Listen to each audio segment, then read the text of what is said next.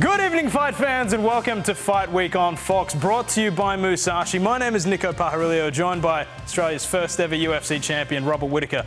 Well, it was a massive UFC 298 in Anaheim. We're going to take a look back on what took place, the highs, the lows, and everything in between before we look ahead to UFC 299 this weekend. Sean O'Malley looks to avenge his only loss against Chito Vera. We're going to speak to the champ live on the show in just a moment, as well as one of the greatest lightweights of all time, Dustin the Diamond Poirier. He's going to call in, and so will our very own Jack Della Maddalena, who's got a top 5 opponent in Gilbert Burns this weekend. It's one of our biggest shows ever. Welcome to Fight Week.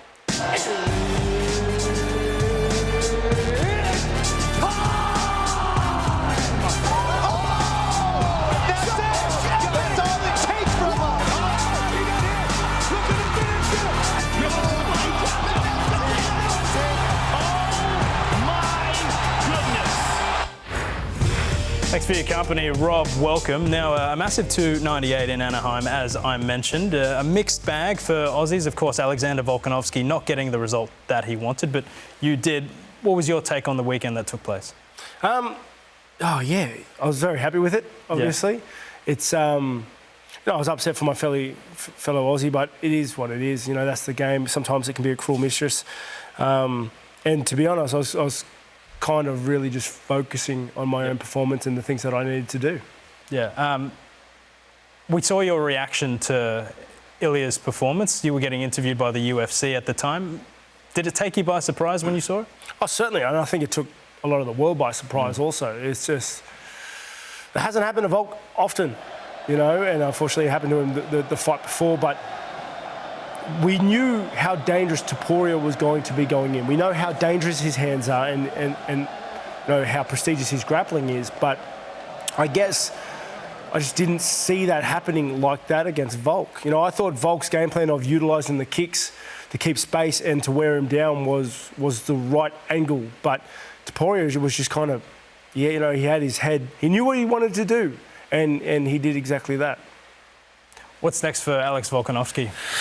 Mate, that's the tricky question. I wish he was here to ask him, right? Because it's very tricky because I think he needs a break. I think he needed a break after the Makhachev fight.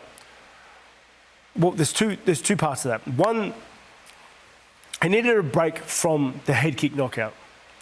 But in saying that, he also needed to get back on the horse to get his confidence back, to start his momentum, his swing again. But in saying that, though, I mentioned it before on other episodes, if anyone was going to shake it off and get back to work, it was going to be him, okay? So then he goes into this fight with Topuria. Now, he gets stopped again. He needs a break now. His head has taken, 2 huge concussions in, what's the span? 6 to 7 months? I think it's actually closer to 4 months. Yeah, so he needs a break. His head needs a break. But how much break can he have? He is 35. You know, he is pushing the last couple of years of his prime. How much of a break can he afford? I think it's a very hard... He's in a tricky place. It's not hard. They're all good problems to have, but he's in a hard decision-making period right now. Yeah, I think he is owed the immediate rematch for me. I think if you're champion for that long, he ran that division for basically 5 years. I think he's owed the immediate rematch. I actually asked Ilia Topuria about it. Here's what he had to say post-fight. 6 title fight wins for him at featherweight. Do you think a rematch is on the cards, potentially in Australia this year? I told you during the fight week, the way I'm going to beat him, they don't even going to ask me about the rematch. So you won't give Alexander Volkanovski a rematch? You refuse? Yeah. Rob, your reaction to that? Yeah, it's... If I was Topuria, I wouldn't want to fight Volk again either, right? I think Volk's one of the best featherweights to ever do it. And like you mentioned, he ran that division.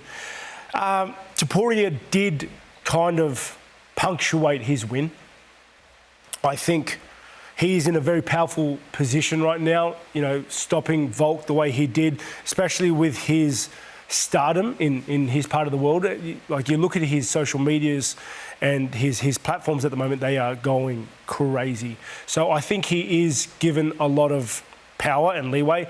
I personally think Volk deserves that rematch. Yep. He, like I said, best featherweight to do it, and probably one of the most dominant champions to do it. But what actually happens is anybody's guess. All right, now, Rob, moving on to your performance. We're actually going to break that performance down in great detail in a separate theatre special on Fox Sports. But just quickly for now, how do you assess what took place at UFC 298 against Paulo?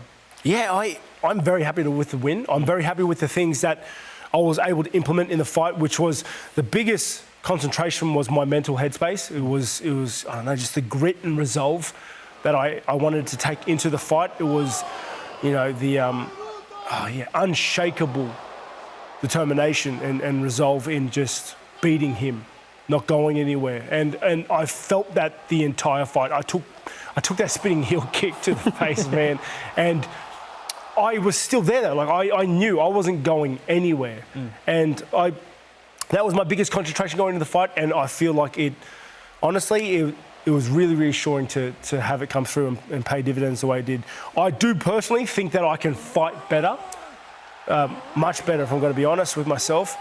But I think that was the best I could have fought then. Two things there. You mentioned firstly your mental resilience.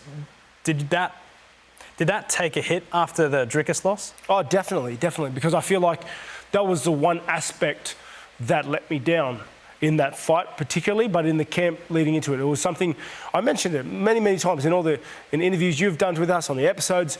It's, I mentioned that I loosened the grip on the reins, you know, and that obviously symbolises like my headspace and you know, the dog in me, the warrior in me that has no quit. And I made a big, a big point to take that back, to take that grip back. And I successfully did that. That is the thing that I'm most prideful for in that weekend. The second thing you mentioned was you thought you could have performed better. Yeah. How? What was wrong with that performance? Because that looked pretty masterful to me. Yeah, I think it was a good fight, but I think I can fight much better than that. I'm more creative than that. I have more tools at my disposal than that. I could have mixed in the takedowns. I could have thrown the kick up high more often. I think that my mentality going into it was very much, you know, make it a dogfight. Bring that grip back, bring that resolve back. And that kind of made me fight bullish. I wanted to fight, you know, head on, right? Where I think I'm better than that. I think I can fight that fight, but I have more tools at my disposal and I could have finessed it a little better. How do you make sure that happens next time then? Well, you know, winning last fight puts me in a good position because, and no matter what anybody says, and this was one of my concerns with Volk jumping into his fight against Topuria, losing that way, and myself, you know, losing against Dricus that way, it affects you. It's that little voice in the back of your head that is just like, yeah, but what if? Yeah, but what if? And it is so hard to fight well with that little voice. No matter how much you silence it or cut it out, it is so hard to really get rid of it. And I had that fear going into this fight that what if my headspace betrays me again? What if my body betrays me again? Remember, I mentioned that it was the worst I had ever felt going into a fight. That was a fear looming over me the entire camp, the entire fight process. Really? Now that is gone. That fear is gone. I control me. I control the way the fight goes. I control how I fight. And, mate, that is very powerful. Like, I've taken control back. Well, that's great to hear. But it's got to be title for you next, right? It's got to be a title shot coming off a win like that. You know, I would like to say so. Yeah. Especially to take it back off Dricus. I want that fight, to be able to beat him and get the belt back, you know, picture perfect. But honestly, right now, the only thing I can kind of control is just the date. I hear there's an August card coming in Perth. I would love to fight that. That's the date that I'm training for. Because if the UFC is going to come to Australia, I'm going to wait for it. I've missed my opportunity too many times. So I would like to fight in August in Australia. And who they want me to fight, you know, is anybody's guess right now.